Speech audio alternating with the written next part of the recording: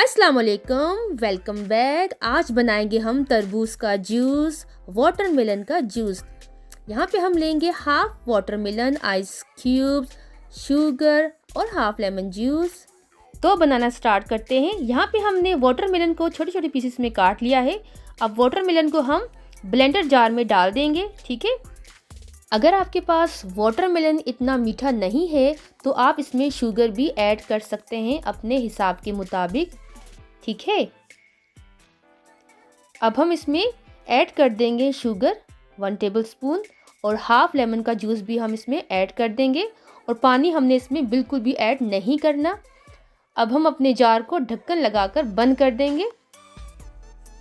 अब हम इसे अच्छा सा ब्लेंड कर देंगे। अब ये अच्छा सा ब्लेंड हो चुका है। देखिए हमारा जूस तैयार हो चुका है। अब हम इसको छन्नी लगाकर छान लेंगे जूस को। तरबूज के अंदर छोटे छोटे से सीड्स होते हैं, हम इसलिए इसको छान रहे हैं ताकि वो जूस के अंदर ना जाए सीड्स वगैरह, ठीक है। अच्छा सा मिक्स कर लेंगे। अब हम अपने गिलासों को रेडी कर लेंगे जूस के लिए।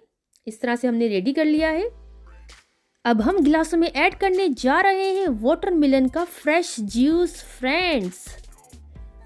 अब जूस में हम ऐड कर देंगे आइस क्यूब्स, ठीक है। तो तैयार हो चुका है हमारा ठंडा ठंडा सा वाटरमेलन का जूस।